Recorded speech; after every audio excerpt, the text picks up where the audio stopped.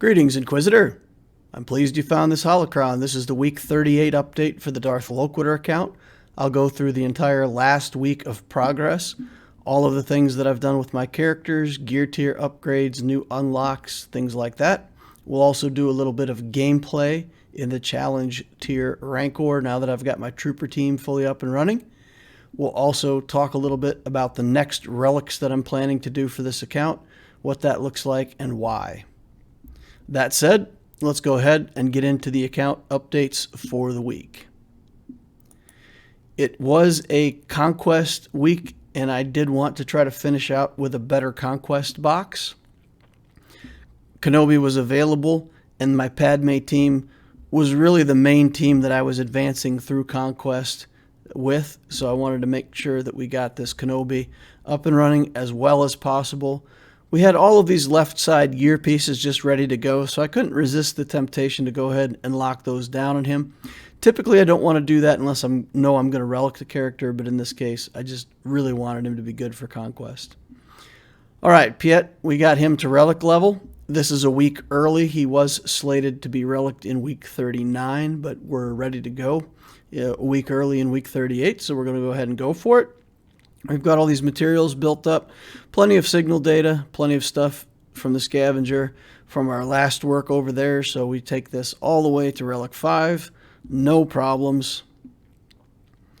That completes the quest. We'll see that come up here in a second.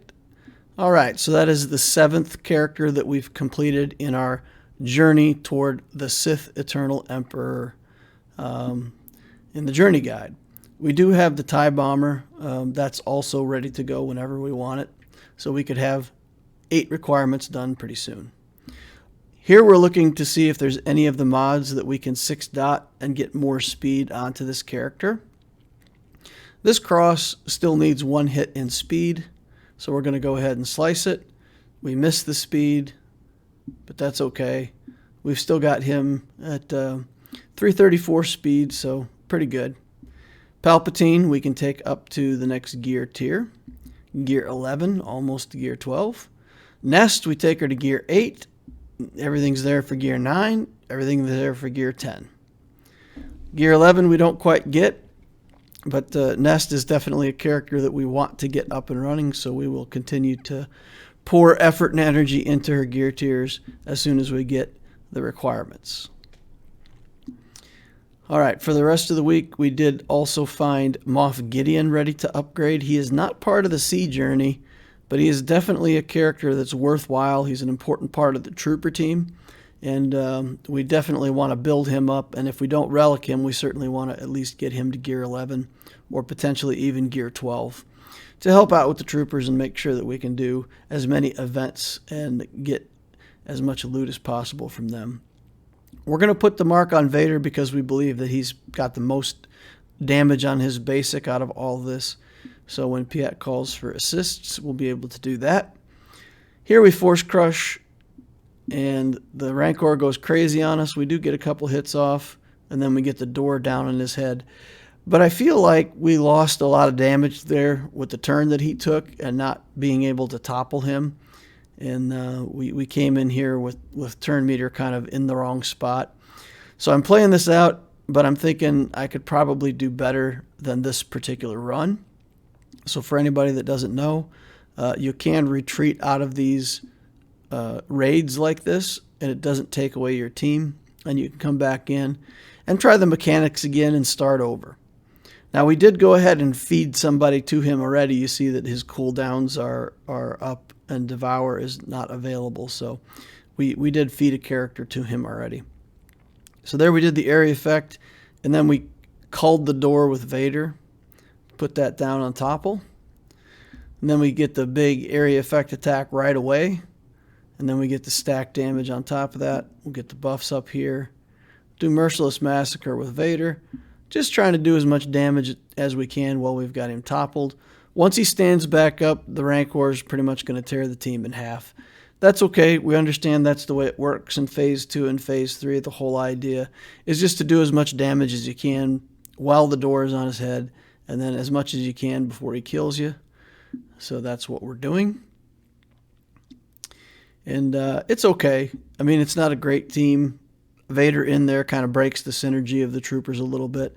But 870,000 damage with a little bit of tuning. If we did have Moff Gideon in there, we could probably have that up around 1.2 million, I think. We got another gear tier on Quill, taking him to gear 11. We got a 5th star on Mon Mothma.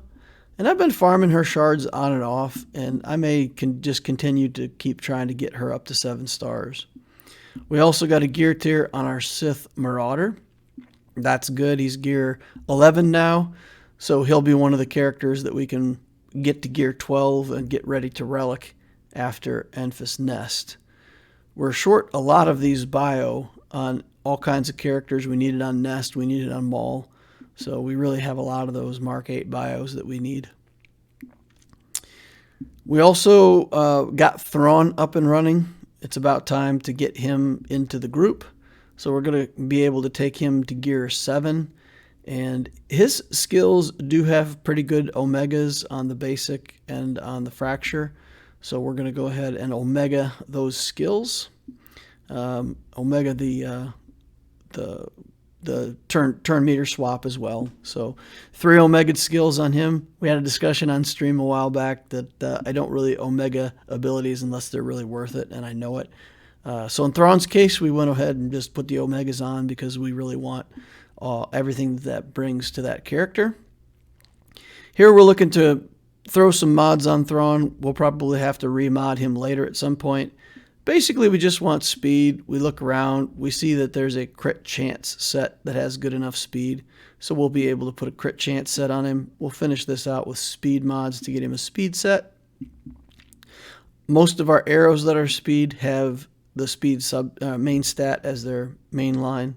So we're just looking at the substats, trying to figure out which speed arrow might be the best to put on Grand Admiral Thrawn at this time. We end up selecting this one. Has a lot of protection on it.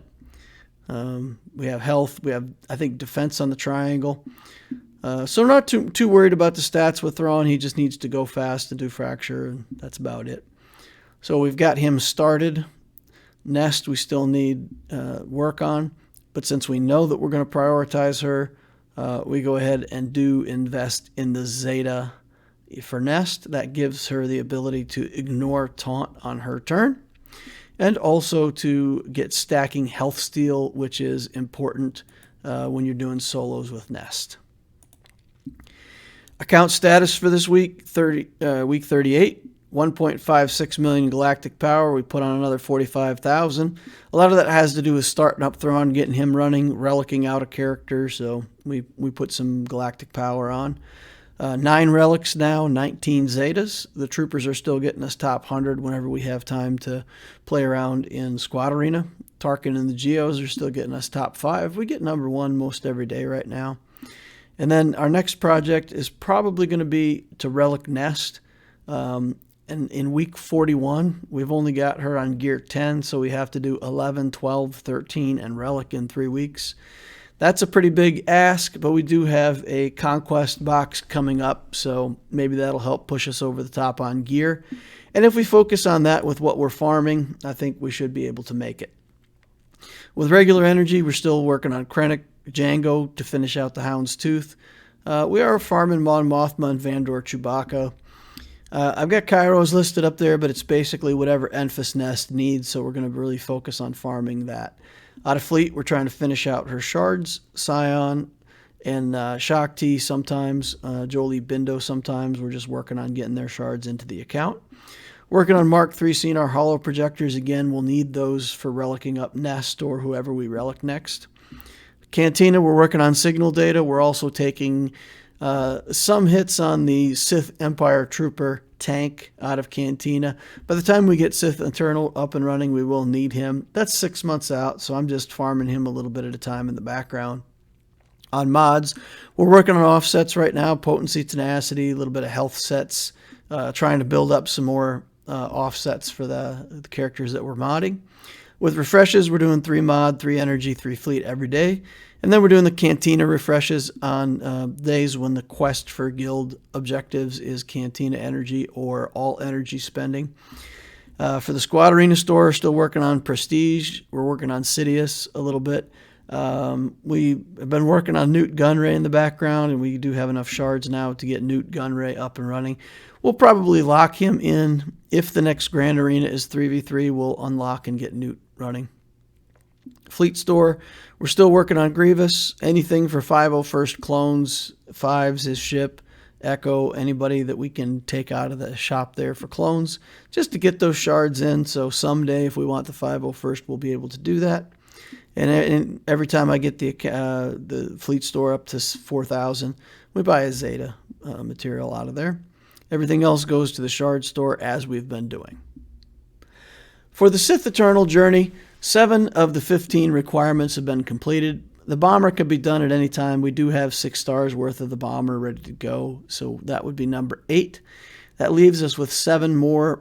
The Marauder, EP, and Thrawn are pretty useful, so those we don't mind to Relic.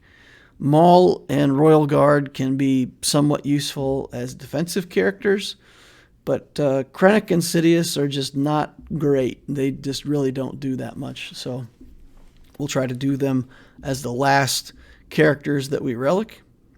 If we do every 3 weeks or thereabouts, it'd be about 20 weeks to get C, about 24 to unlock him and work on his alt. That puts us 6 months out on our Sith Eternal Emperor. So it'll be, the count will be over a year old before we get our Galactic Legend. So anything else that we do in terms of Relic is going to delay that. Now, Snowtrooper and Spy were the very first 2 relics that we put on this account. And since then, we've just really been focusing on the C relics. We did, of course, Jedi Knight Anakin is actually part of the C journey so we did him, put him on the Padme team. Nest, Kenobi, Gideon, and Queel are all interesting. They're all characters that I will want to Relic on this account at some point. But I don't really want to delay the C. Nest, I think, is worth it. I think I enjoy her so much on my main account. She's an offensive team on her own and can beat some really good teams in Grand Arena. So I think we go ahead and prioritize Nest and get her up and running as a Relic level character. And then we pretty much need to finish out C. Gideon is interesting. I'm going to try to run the Trooper team without him, but at some point over the next few months, I may very well find that I really want to have Gideon up and running at Relic 5 for the Rancor raid, among other things. So we'll see. We may have to prioritize Gideon. Kenobi, we'll leave him where he's at, gear 12 plus 3. We'll get 6-dot mods on him and see if that's good enough for now, both for the capital ship and as well as for his contribution to the Padme team. Queel, I really like him. He kind of makes a defensive team on his own. Right now, my plan is for him to wait, but it's a lot of months to finish out this journey to sea. And if I do find that I start to struggle with defensive teams in Grand Arena, I may need to Relic Queel just to put that Bounty Hunter team over the top. I may need to circle back around and Relic Bosk. Anyway, I don't want to do too much. I just want to really focus on getting the Sith Eternal Emperor up. There's a lot of these things that are temptations for me. But we'll try to just do Nest and then keep the focus and just burn down the rest of these requirements and get all the way to our Galactic Legend. Marauder seems like the best one to do. He does have some solo potential against weaker teams in Grand Arena. So after Nest, I'll go ahead and prioritize the Marauder. He'll be our next Relic target. Then we'll do Thrawn and Emperor Palpatine. They're both useful. For Maul, Royal Guard, Krennic, and Sidious, what I may do, I may just take them to Gear 13, but not really push their Relic levels up because it doesn't really help that much for them to be at Relic level. So I may just take him to Gear 13, let him sit there, and then whichever one's the last character when he hits Gear 13, I'll just put everybody at the appropriate Relic levels to complete the quest, and then start working on my Sith Eternal unlock. So that's the plan. That's what we're going to do going forward in terms of relics. Thank you for watching the video. Subscribe if you haven't done so already. Use your like saber on the like button to help out me, help out the channel, help these videos do well. Come on, join us over on Discord. We got a great community over there, a bunch of good players giving advice, a bunch of new players getting advice, and fun times, you know. Good guys, good, you know, some jokes over there, whatever.